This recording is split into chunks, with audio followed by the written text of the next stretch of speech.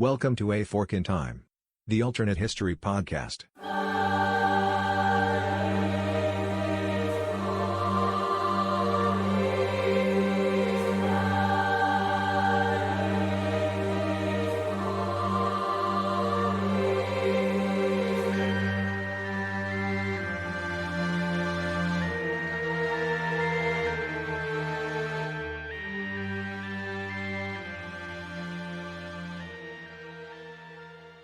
Hi, everyone, and welcome back to A Fork in Time. This is Chris, and I'm joined by Eric Rush and Robert Koshu. Everyone want to say hi to the good people? Hi to the good people. That's okay. I'm filing a grievance. I'm sorry. That's just unacceptable. No. Hey, if you can do it, Chris, anybody can do it. Okay. Yeah. That's certainly what I hear every day when I show up at work. So trying to get back into the swing of this. Eric actually came up with the idea for this. So do you want to kind of give the setup for today's fork or today's episode? Yeah, absolutely, Chris. I'd love to. And this is interesting because we at a Fork in Time, we borrow from other podcasts and other media that we listen to, and so we had I had an interesting idea that I got from a different podcast, which was basically, what if the Soviet Union wasn't dissolved in December of 1991? And keeping in mind that, as we say all the time on A Fork in Time, is events in history happen because of very specific circumstances, and that is definitely true for the conclusion of the Cold War. And so I think all of us on the call were at various stages in our lives during the end of the Cold War, and saw this from 1989 to 1991, saw the events unfold. And one of the events that unfolded was the disintegration of the Soviet Union in December of 1991, and the ascendance of all of the successor states, including what we now know as the Russian Federation. What I don't think some people understand is that part of the reason why events unfolded as they did occurred because of some discussions and some decisions that were made on our terms here in the United States. So keeping in mind that over the course of President Bush's, this is President Bush 41, George H.W. Bush, who was president from 1989 to 1993. So he really was the president over the course of the conclusion of the Cold War. And so he and his administration had a lot of decisions to make regarding the end of the Cold War, the disintegration of first the Warsaw Pact, and then subsequently the disintegration of the Soviet Union. And there were a couple of camps within the Bush administration in terms of foreign policy that I think people should be aware of. The first is and again, these are my characterizations. There are people who have a lot more knowledge of political science and foreign policy than I do, but what I would call the kind of the moderate internationalist wing, of whom President Bush was one of them.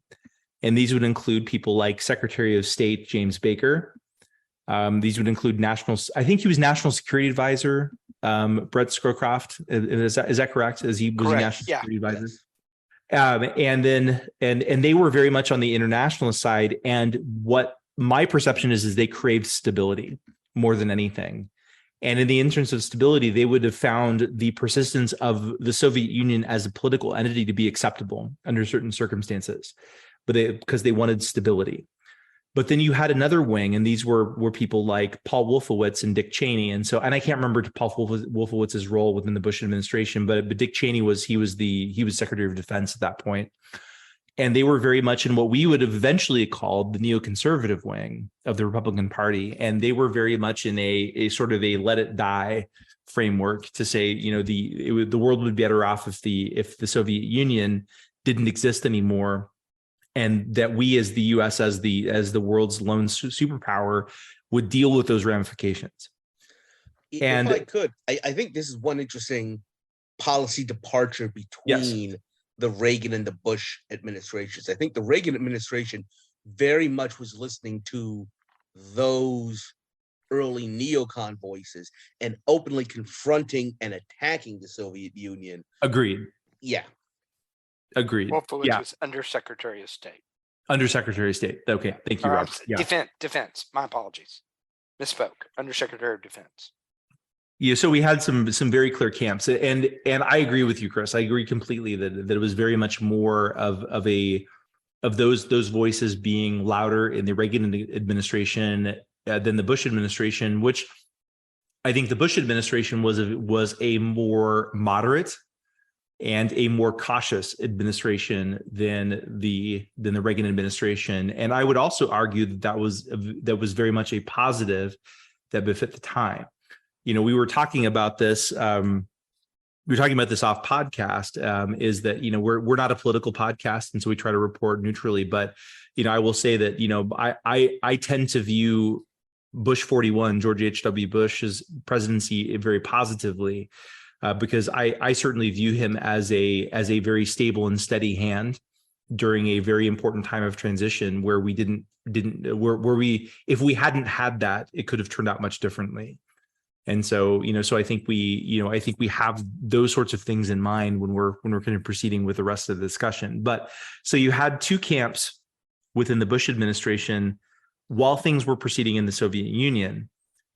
And then in August of 1991, what happened? Chris? The Robert, hardline, either one. the hardline Soviets basically stage a coup against Gorbachev. Gorbachev gets under house arrest, and there are 5 days, as I recall, where the world is freaking out. And I'm going to say literally, as someone who grew up in my formative high school years were 1979 to 1983. Mm-hmm. And so heat, heart, dead center, some of the worst parts of the Cold War, KAL 007, you know, the day after movie is released. And so one of the biggest things that everyone wanted to know at that moment, and there were parts of the administration that could not confirm who had control of the nuclear codes. And that really goes into why there's a segment of the Bush policy team that says, don't care if the Soviets are around, because guess what? If the Soviets are around, we know who is controlling their thousands of nuclear weapons. And that was of paramount importance to the George H.W. Bush's team. You know, who's controlling who's got the codes? Who can launch a nuclear missile, no matter the destination? Yeah. Because a nuke launch from a rogue state or from any area can be made to look like it's coming from a NATO country. Oh, I mean, which and I think, instantly triggers response. And I think we can argue that a nuclear weapon launch from anywhere to anywhere is a bad thing. Oh, it's a bad thing. It's a bad thing, and so foreign policy that is designed to ensure stability of nuclear weapons is good foreign policy, and remains good foreign policy. So follow it a little bit further. Gorbachev has the most disastrous vacation probably since, you know, I'm sure Chevy Chase made one of those movies. Why didn't he make one of this? Would be an amazing vacation movie. National Lampoon's Crimean Vacation. Soviet Vacation. Yeah. I would watch that movie. Right. So basically he's out of the center of power. Some military / Siloviki KGB types say, we are now in charge. What happens after that? So at that point, basically the people take to the streets of Moscow. Boris Yeltsin really rises to prominence because he really leads it at that point. The Soviet army is given the order, run in there with tanks. You know, the Chinese took care of this. Y'all go do it the same way. This is 2 years after Tiananmen Square. And in essence, the Soviet soldiers look at their generals and leaders and say, nope, not doing it. And so the coup collapses of its own weight at that point. Right. Along with the U.S. starts feeding intelligence to Yeltsin as a part of it, because like you said, Chris, any policy that says if we know where the nukes are under control is a good policy. And I think this was a play on the part of the United States to say Yeltsin's the up and comer. Yep. There's a very famous scene, I want to say in September at some meeting, where Yeltsin walks up to the podium and basically takes over running the meeting from Gorbachev. That's and that. And we were talking earlier, and we did have a discussion, and I'm going to be perfectly honest, this got me in some trouble, and I'm going to hope to reach out to the person I was talking to. Ukraine declared independence in August 91. The Baltic republics had already been declaring independence throughout 91. The Soviet Union doesn't end until the last day of 1991. Is when the flag comes down from the Kremlin and the new flag is raised. So a lot of things are happening very quickly, but basically the August coup, we think, is the death knell of the Soviet Union. It critically weakens Gorbachev. I was going to say it brings drops Yeltsin. It brings Yeltsin to power, to prominence, and Yeltsin's goal is a liberal democracy,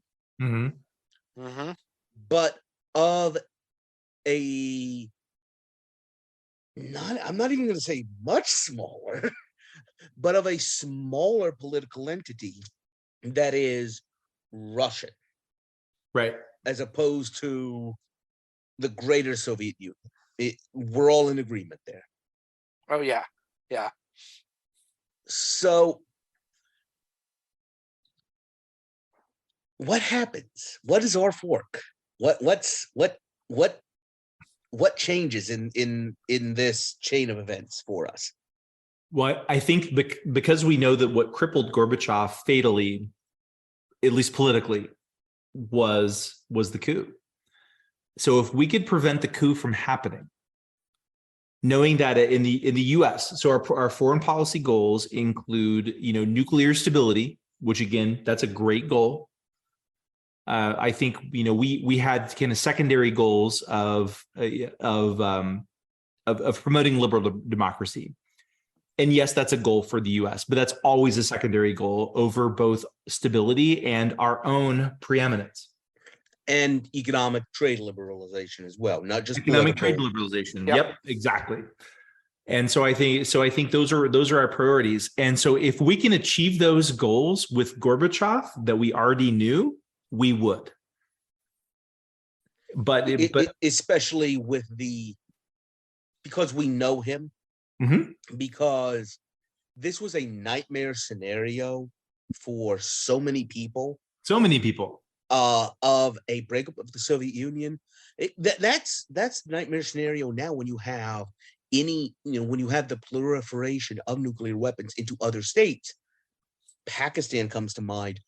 It doesn't exactly have a very good track record of handover of power. So when you have political transitions in places that have nuclear weapons, and a lot of them,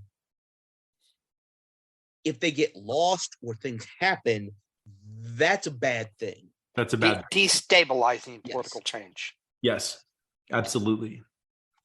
So basically, the goal of the United States is, listen, to accomplish political economic liberalization, because, by the way, we, looking at the Soviet Union of this time, think, and it's a generally accepted consensus, that's what's necessary to maintain this political entity. It cannot go on as it is.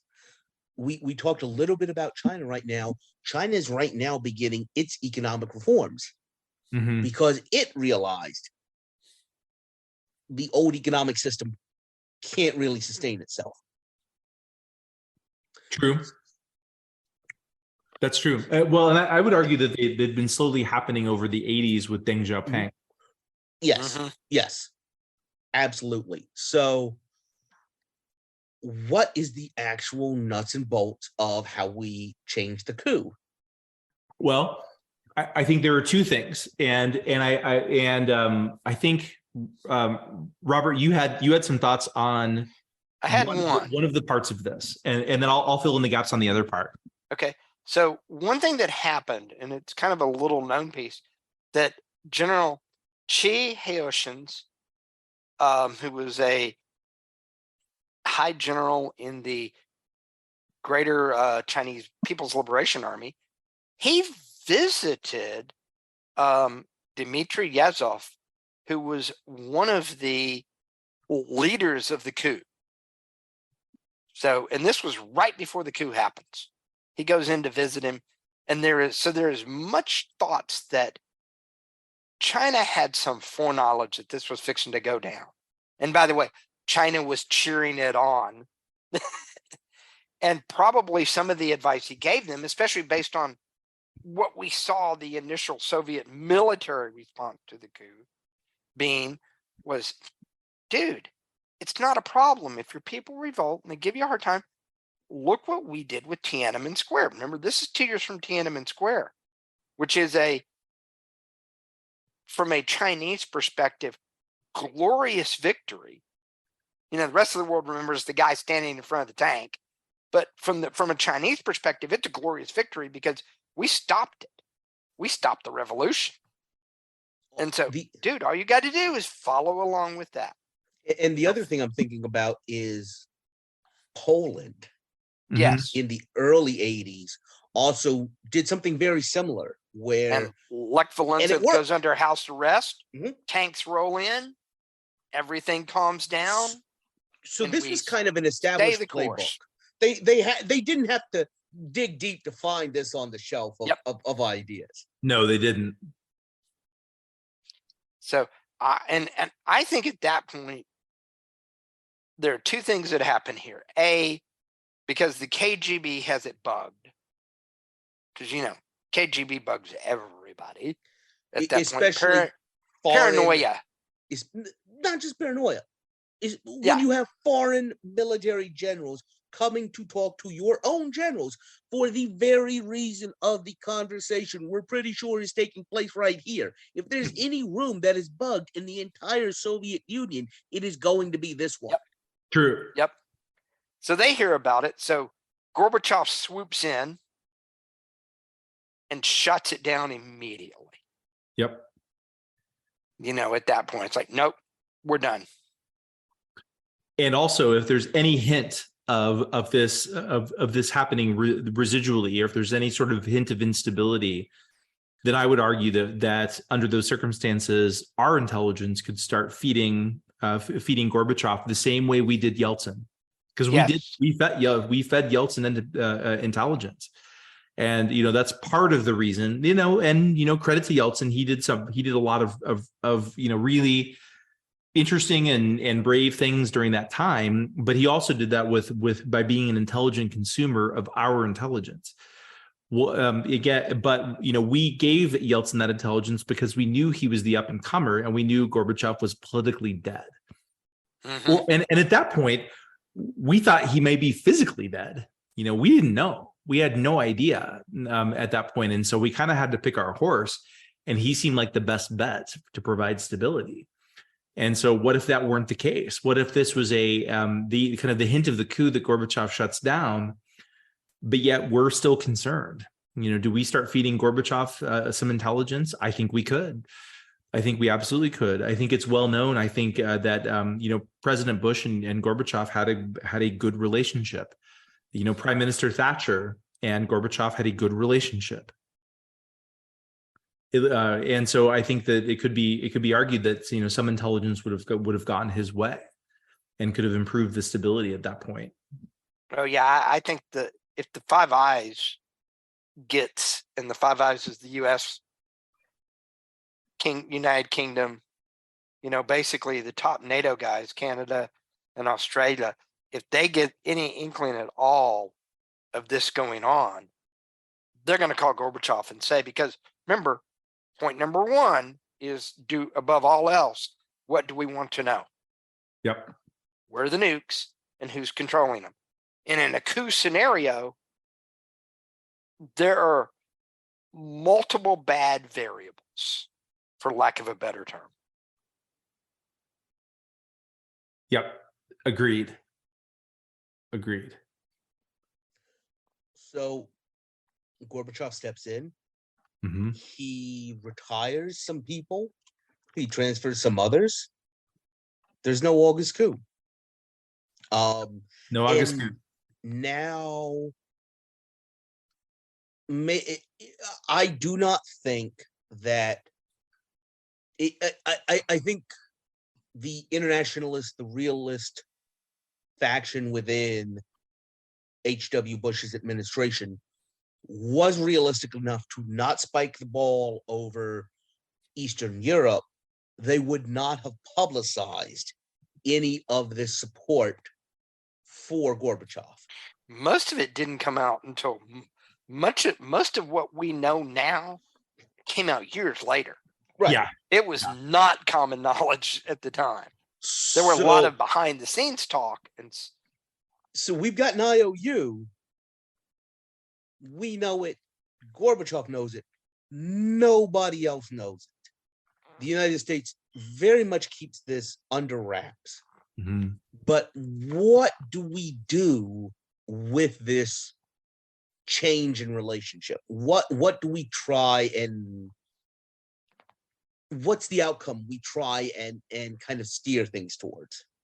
Soft landing. So recognition for entities that have declared sovereignty, and support for economic liberalization, trade liberalization, but political stability within the remnants of the Soviet Union, knowing that, especially the Central Asian republics had always been oriented towards Russia. And it just struck me, the fact that there is a Chinese general in Moscow supporting, pushing for this coup. Who does that benefit? The United States and China have had kind of an open relationship now, but I think this is kind of a China realizing they're a relatively stable country, almost trying to push Russia into disorder. Yeah. With the eye to establishing their Belt and Road policy, which they're doing right now. Yeah. Yeah. Well, there were two superpowers at that point, and China wasn't one of them. And this is a good way to gain access to the resources to become one of them. Right. Develop your own sphere of influence. So you're saying, let's call it the CIS, because we have to call it something. CIS something. And yeah, CIS. Yep, that's fine. CIS is, even to this day, the Commonwealth of Independent States. It is the successor organization to the Soviet Union. It is the talking shop. In our timeline, it's a talking shop that somehow unites. I'd be interested to find out if Ukraine is still in it. Or Georgia, for that matter. Ukraine is not in it. Okay. What was it? Ooh, that's a good question. When did it leave? When did it? In Georgia as well, just because those are two nations that have been at war with Russia. I think it was not ratified. I don't think Ukraine's ever been a full member of the CIS. By Kuchma. Maybe. I don't know. Okay. I don't think Ukraine has ever been a full member. But CIS, it still exists. Oh yeah, because it's a loose confederation of former Soviet states. In this timeline, because the United States wants to deal with a single entity, you're saying the United States tries and transfer a lot of the power from the USSR to the CIS. Yeah, whatever we call that entity, the U.S. transfers the power there, because again, we want stability, and whether the CIS, whether it is kind of nominally communist or not, I think is honestly less important to us. I think we would always prefer people to not be openly communist. That's that's kind of that's an American thing. But I think what's more important to us is that they are, they are stable and not openly hostile. And also not openly hostile to us, but also more importantly, yes, each other, because that very much becomes a really big deal when you have a nation breaking apart. You've got people that have basically lived in one province or another, and it hasn't mattered because it's just one province or another. Right. If tomorrow, Eric, Kansas City, Missouri, and Kansas City, Kansas are in two different countries, that's going to matter, isn't it? It's going to very much matter. Since I crossed that border multiple times a day, it's really going to matter. And that's not just border controls. That's we talked about this off podcast. Maybe transferring military and political power to this successor entity stops some of the civil wars, some of the ethnic fighting we saw as part of the Soviet Union breaking up. And it happened. It did not happen on anything like the scale that we expected. It didn't even happen on the scale of what happened in Yugoslavia. When if you think about size of countries and complexity and numbers of people involved, we actually Soviet Union falling was almost well run compared to Yugoslavia. But Yugoslavia was the one country that worked better under communism than did anybody anywhere else under any other system. Oddly enough. Because it was such a segmented, because of how communism came to Yugoslavia compared to how communism came to so many of these other countries. It was we're going to have an episode on Yugoslavia, I think. I think we should have an episode on Yugoslavia. I think there's we haven't really tapped that because they were, they've largely been unaligned. So I think that makes them an interesting part of the communist sphere. I like it. I think we should do that. But this is not that episode. This is not that episode. But and I think we would argue that this is probably only one part of two of this episode. Put a pin in that because we will come back to that in a little bit. We do have a good idea. I'm thinking about, and I warned myself previously that I would slaughter this, Nagorno-Karabakh, which is a region within Armenia that is predominantly Azeri. That's led to 2 to 3 open wars between those countries.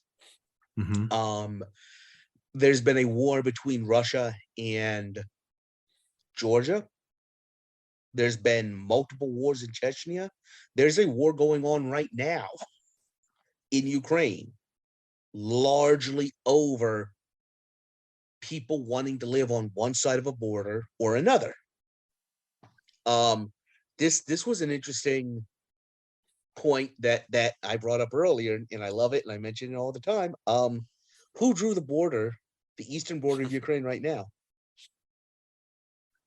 Well, it wasn't anybody in this time. It did not happen in 1989 or 1991 or anywhere even close.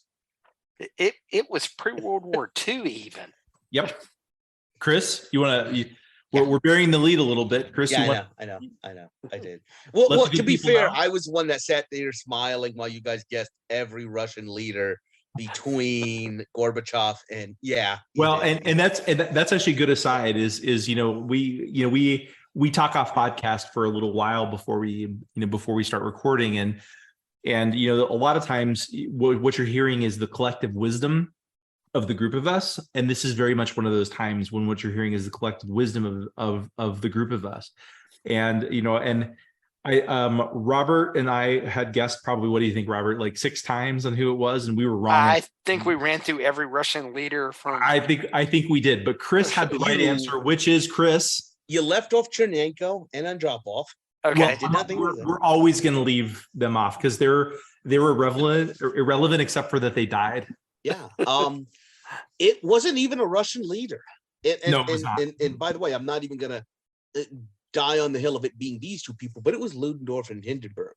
It was the Germans at the Treaty of Brest-Litovsk that intentionally drew the border of Ukraine to include the coal-rich Donbass region. That is today Donetsk and Luhansk. They were Russian regions, but they drew it into Ukraine specifically so that they could take over those rich economic areas when they took Ukraine away. As you guys figured, yeah, there was some political upheaval between 1918 and even let's say 34, when Stalin finally comes in and really sets things in stone. But the reason he didn't change it, and we're talking about just one area, but this was across the Soviet Union. The reason he didn't change it is because he wanted Russians in Ukraine. He wanted Russians in Estonia and in Latvia. Mm-hmm. If there weren't, guess what? He deported people and moved them around intentionally so that he would be able to create ethnically heterogeneous areas, specifically to make what happened in 1991 as messy as possible so that it wouldn't happen. And if you look at the history of Ukraine since independence, as long as there was a friendly government there that was okay with the Russian Federation, these regions had no problem. Yeah. Yeah. Interesting. And So, yeah. and that was the Soviets played all of those off against each other for years. That's how the Soviets helped maintain control. And like we said, the messiness of that kind of a divorce is a big reason for what we're talking about, which is a transition of the Soviet Union into some form of federation of independent states. Yeah. That are liberal democracies that can choose their own economic system. Mm-hmm. Central Asia is probably going to, I am going to go ahead and say I'm using air quotes here because everybody else can see me, but you good people at home can't, are going to quote unquote choose kleptocracy. I think that's going to happen to those places because that's what happened in this world. But I think your Baltics, maybe Ukraine, are going to liberalize and go down a road similar to the other transitional economies in Eastern Europe of the Czech Republic, of Poland. Those are the two real big success stories, but others, right? But others, and I agree with that. I agree with that, and I think we might argue that the Baltics did that anyway. And so, it may make the time frame a little bit different, but probably the trajectory much the same. But it might have accelerated some things for the Ukraine. And because here's the other important thing, and I think we all said this. What is the one thing that is going to stay? When we get to the federalist setup, you know what? We're talking about an interesting constitutional tie into that. Bet we've been on, but when you get into the federalist setting up the federalism of this new entity, of what is the responsibility of the overarching CIS, what's the one thing that has to have? Russia. It has to have Russia. What power? It goes through. It has to be the military. Yeah. Militarily, that is what the CIS does, which means in terms of NATO expansion, there's no way that the Baltics get in. But also, I think this is kind of what we talked about earlier. Edward Shevardnadze was a Georgian, but was he foreign minister He was foreign minister. Yeah. at this time? And well known. Yes. I'm not going to assume that everybody at home is that familiar with the last name etymology of Eastern Europe, but Shevardnadze is not a Russian, is he? No, not at all. Shevardnadze, no. He's Georgian. And he, among others, would very much like to be a small fish in a big pond rather than having to go home and be prime minister, which he did, of a very, very small country. Mm-hmm. So there's an advantage for some of these countries to stay. The rub is the economic system. The rub is linguistics, being able to, conduct business in the language you speak. I think if the CIS, if this overarching organization gives them that leeway, they're fine staying in this grouping. And we talked about this. The United States, because this is in our interest, is probably okay with a little bit of stick. Yeah. I mean, there are limits to what we're willing to accept. Sure. But I think if the stick is relatively light, and it would be because there's so many carrots here. Yeah. Because you've got an openness, because you've got glasnost actually being carried through. I think we would agree to this. I think, and I think we would agree with this because I think it meets our stated foreign policies, and I also think it gives the administration a 1992 win.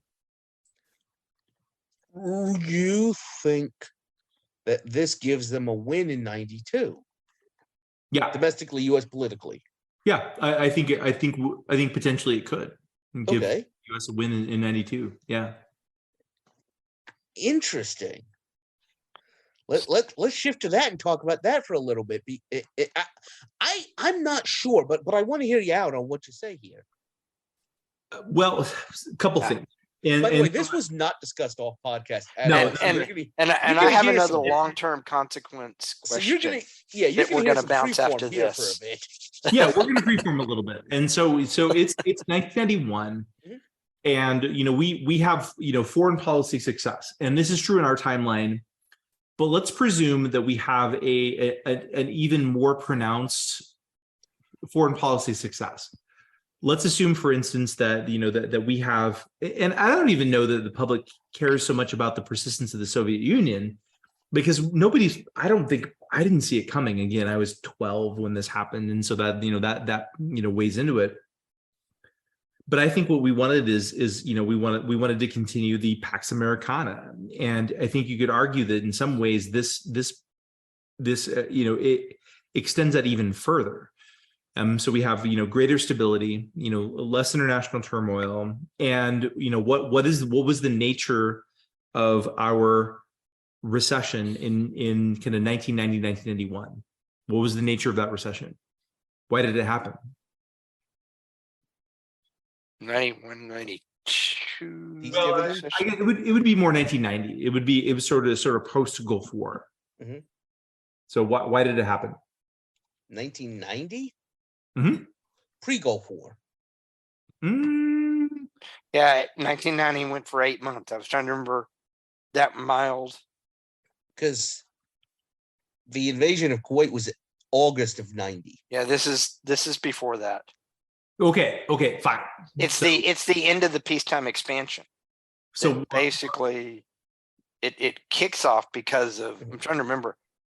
It was a 90 price shock in oil. I'm looking very quickly. So yeah, just to see. Yeah, I'll tell you what happened in 90 to the price of oil. Yeah, what happened? It plummeted. Yeah. Mm-hmm. Yep. No, but before it plummeted, I mean, and so and what did we do? What did the Federal Reserve do in response to that? They started cutting rates. This was one of their first. We had very restrictive monetary policy. Yeah. Yeah. And so I would argue that a lot of those that you had the 1990 oil price shock, and then you had a fairly predictable response by the Federal Reserve. Now, yeah, the Federal Reserve in many cases, I think, creates recessions, and sometimes for good reasons. So you create recessions to avoid depressions, and I think that in some cases that's a trade-off. And so if we have a very different entanglement from the Cold War, would the 1990 price shock have happened necessarily? Why did it happen? Wait a minute, though. Mm-hmm. Let's get our timeline straight. Our change happens August 91. Okay. You're recession. Talking about, yeah. But there's context here. Okay. There's context here, and so and you could argue maybe I'm playing a little fast and loose, and but I would argue that if we are in the mindset of promoting a gradual liberalization, in the Soviet Union and in the rest of Eastern Europe, I think you could argue that maybe some of that 1990 oil price shock would have been mitigated to some extent, and some of the Fed policies wouldn't have even been required. Well, the price shock occurs because Saddam Hussein invades Kuwait. Well, that's true. That was the immediate event. Yeah, that was the immediate event that triggered it. The long-standing pieces of that price shock had to do some quick research because it had slipped savings and loan crisis. This is the back end of the RTC piece. That's part of it. Yeah. If I can all of those are that's a whole other conversation. This may be one of the things we ask. Well, maybe. See, here's the thing. How had the Soviet Union been financing itself basically through the 80s? Grain sales and export of arms and oils. Yep. Arms and oils. So this may be an actual instance where we actually call in some chits and get the CIS to open up the spigot. There you go. That's my point.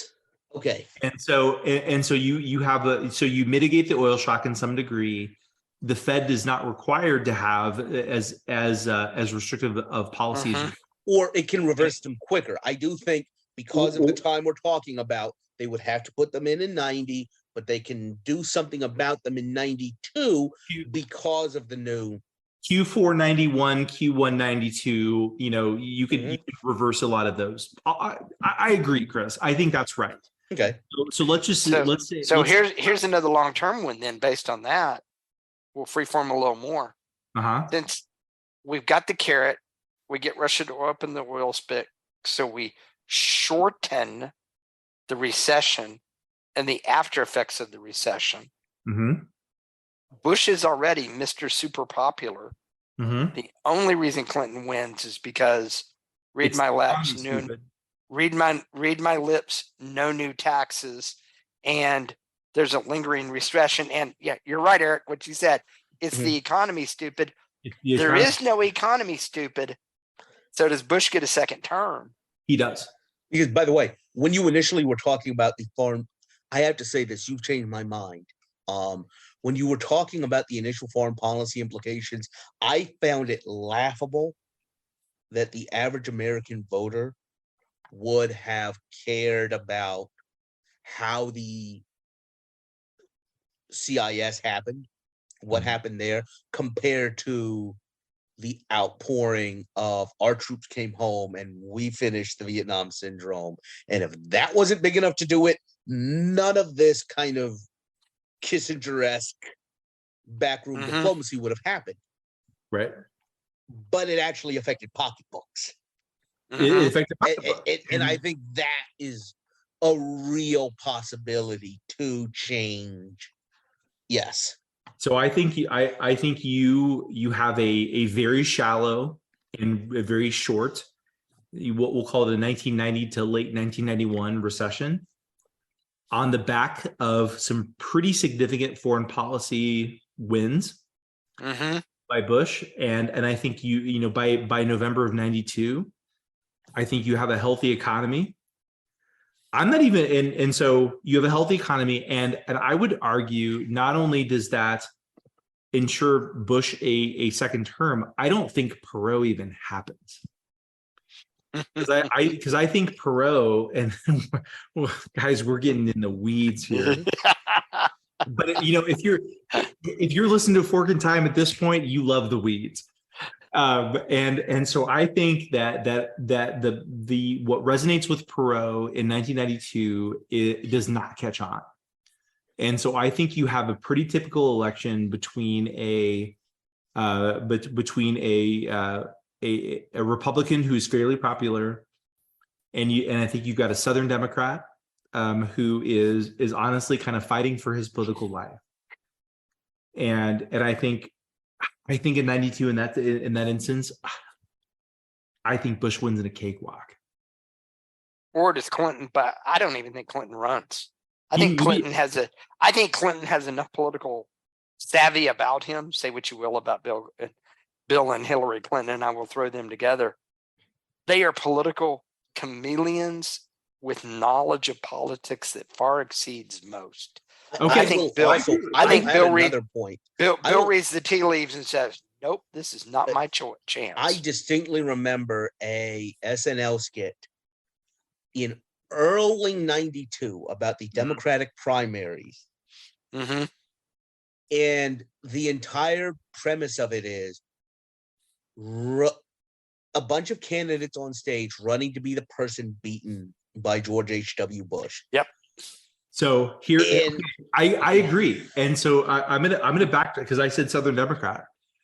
Okay. The Democratic nominee in 1992 under this scenario is Paul Tsongas. Okay, I could buy that. And I think he even knows that he's likely to lose, but I think I think Paul Tsongas, I think he was a decent guy. I think he was a decent guy who believed what he what he said, and I think he knew he was not likely to win, but he wanted the opportunity to to speak his truth, and so he was willing to run anyway. And by the way, Paul Tsongas died. What if he had won in 1992? What would have been the beginning of his second term in 1997? So so I that's that. I think it would be Bush, Tsongas, and I think if you had a Perot, then he would be an afterthought. He would be a Gary Johnson getting 3%. So I kind of want to finish it. I kind of want to wrap us up, just because we're at a point now that I'm about to ask you: does Gingrich happen? And what about the changes within the Democratic Party? The shift, Gingrich doesn't happen because Gingrich. It's all. This is one of those where the fork yields many roads. Do we have a shift from the Dukakis Democrats to kind of a Democratic leadership conference, the more centrist? Because that shift happened because Clinton started winning. So do you still have a more traditional, what would probably be considered more progressive Democratic Party from you don't have that blip?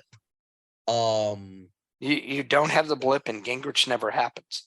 Gingrich is a response to Bill Clinton. And by the way, the first term of Bill Clinton. Do these neocons stay in the Republican Party? Do they find a home somewhere else? So I think we don't know. Okay. I think what happens is, I agree with Robert. Gingrich never happens. He's a response to Clinton. I think what happens to the Democratic Party depends on 1996. Okay. Yep. So you have you got a term limited Bush, and the Democrats learn. Dan Quayle's a non-starter. He's a non-starter, and it's been 16 years of Republican administration, and so it's going to be a Democrat. It's going to be Democrat, and so it just matters. To take it back to the last time we did this, it's going to be the Republican nominee will be their equivalent of Adlai Stevenson. Right. Just to pull it Yep. back to the last time we did one of these, where it turns And into so 3 or 4 you'll episodes. you'll have fatigue, and it'll be the Democrat, and it will. And in 1996, the Democrat will be elected, and whoever is elected will be the litmus test for what happens in the 21st century, starting out. So to If it is build a, off of if what it is, Robert if it is a said, Clinton type Yeah. moderate, or whether it is a very progressive, how their success or failure in that role will point the direction for the rest of the Democratic Party for the next few years. That's my. and does Gingrich not happen, or does Gingrich get shifted 4 years later? Nah, he's done. Okay. He's done. He's done. Yeah. He's But- done. Gingrich does not become Gingrich. No, he does not. But is there any that kind of reaction? Depends on what happens in 97. If the Democrats go progressive, or if the Democrats say we've got to be moderate at this point. Okay. We have Agreed. so at that point it's a progressive Democrat a la Dukakis, or a moderate Democrat Clinton. Okay. One of the two. Yeah, I Not agree. sure who the progressive would be, but Clinton might read the tea leaves at that point, provided Mhm. he could stay quote unquote relevant and run. So you might end up with the Clinton 4 years later, Mhm. but Gingrich never makes it that far. I can see that. And I agree. I and, think and then Romney or Paul Ryan, maybe Paul Ryan becomes his foil. no. I could see that. So yeah, so we've got it all planned out. I mean, I think this is a very interesting and I think compelling timeline. Mhm. And I will say this is very different. So so for those of you on that listen to A Fork in Time, there's a Discord server where everybody can submit messages and tell us your thoughts, but internally we talk via Slack. And this is where the team talks, and we have a lot of really robust discussion. The cool thing about our team is we've all got to be friends over this, which is honestly my favorite part of being part of this podcast. Mhm. And so our friend and teammate Eric Bond had some really cool ideas that are totally different from what we had, and that I think we should do a part 2, because I don't think we could do it justice without Eric being here for, to talk about what I liked Eric's because, man, Eric's takes us to a whole nother world. it's a totally different world, which is one of the reasons why I thought it was so cool. So I read this and I was like I can't do this I can't do this without Eric here. Like, he's got to be here. And so I think we should do a part 2. And so But when we say part 2, what we're talking about is a completely different fork. Because, by the way, Yes. let me remind us of this, guys. We started talking about the 91 August coup in the Soviet Union, and now we are talking about whether the Gingrich Revolution happened. US elections for the next 20 years. By the way, I do Because- find it there's some like level of justice in my mind of something happening elsewhere determining the US election instead of us playing. I agree. Remember, U.S. elections, especially in that day and time, economy was always number one, Yes. followed incredibly closely by foreign policy. Yes. Because what was the political ad in the Johnson campaign? Who do you want answering the telephone at 2 a.m. in the morning? And by the way, I do think we didn't talk Not about Barry this. Goldwater, I can tell you that. We didn't talk about this in the 92 election part of it, but the fact that there wasn't a Soviet Union Mm-hmm. probably helped Bill Clinton. Oh, definitely. Because That's interesting. So 100%. So let's just say again, we're talking about 11 months after. yeah, Yep. So let's just say that because we've all been through this. Like, the branding takes time. Like, the marketing people don't work fast, and so let's just say that in November of 92, it is still called the USSR. or it doesn't matter what it's called. There is still this entity that controls all of those nukes, controls all of that military power, basically represents all of that territory, and hasn't turned into a basket case. Yeah, but I'm not so sure that it doesn't totally matter, Chris. Like, I agree with you on a lot of this. Like, it not being a basket case is important. Mhm. But I remember distinctly in November of 1992, I was watching the election returns with my sister in her bedroom in 1992, and we were talking about like all of the like, what does this mean? Like, what is the Soviet Union? Like, and again, we were a couple of kids in Kansas, and we're talking about this. And so what it tells me is that, if we're talking about this in 1992, and this is important to us for the election returns, this is in the popular consciousness. I also will say that the people who did the Willie Horton ad are going to do an equivalent of the Daisy ad if they can push it in any way. Absolutely. Lee Atwater? Yeah, absolutely. Lee Atwater had vicious political instincts. Yeah, I have very specific opinions on Lee Atwater. Good, bad, or otherwise, he knew his politics and he knew how to win. Yes, he did. So yes, sometimes you separate out the good and the bad, but you realize no matter what, it's like as James Carville. Does James Carville take a prominent role? As Eric was saying, he very much respects the coach of a team that can beat his team regularly because he respects the craft of that person. Yep. Yeah, that's true. Well, I would like to wrap up, Chris, and I would like to wrap up with teasing. Okay.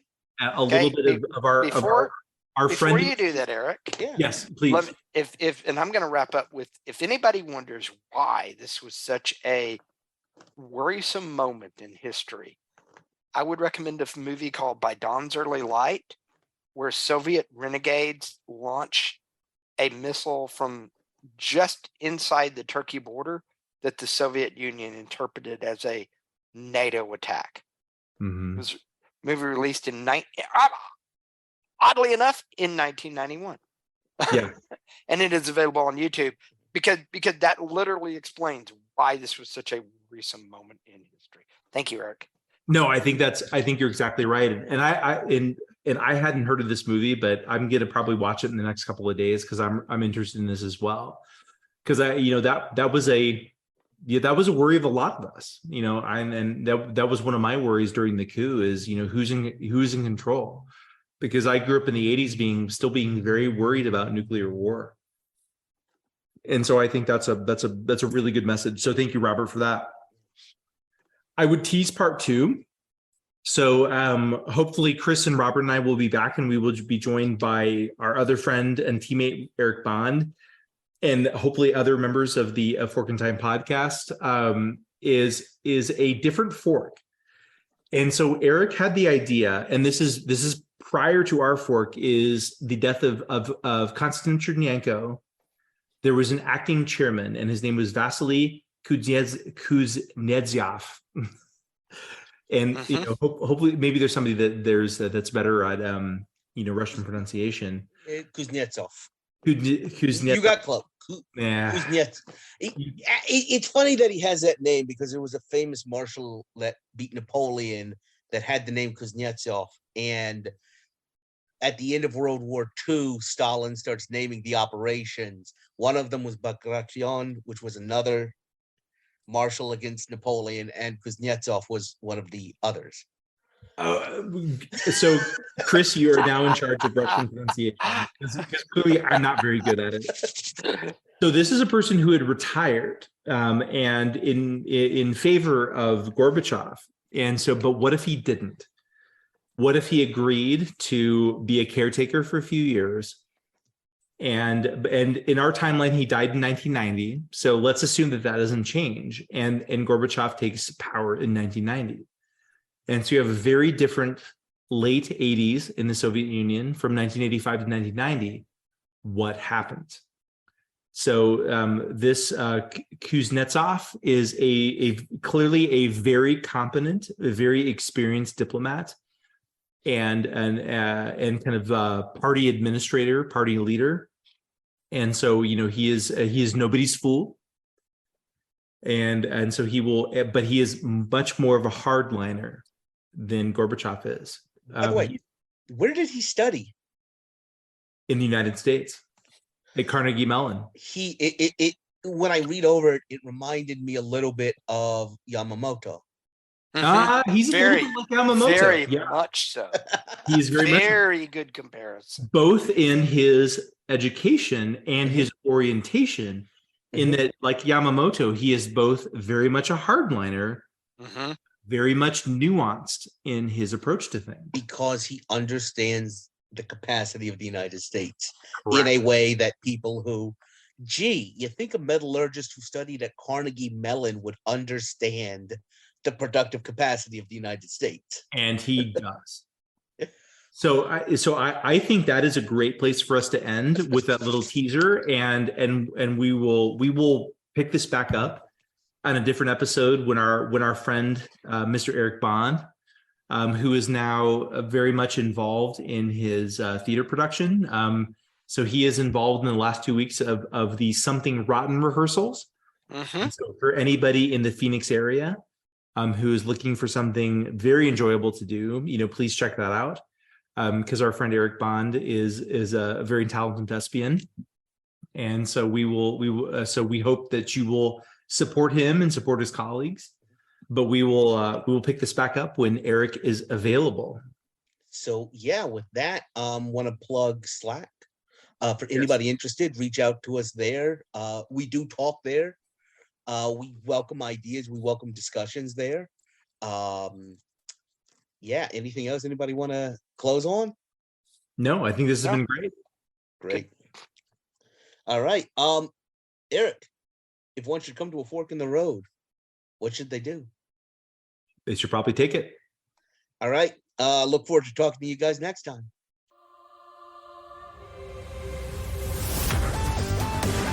Thanks for listening to A Fork in Time, the alternate history podcast. Learn more and provide feedback by visiting our website at www.aforkintimepodcast.com. Connect to us on Facebook at facebook.com/aforkintime or follow us on Twitter at AFIT Podcast. If you want to support the show financially, visit our Patreon page at patreon.com/aforkintime. We hope you will join us next time.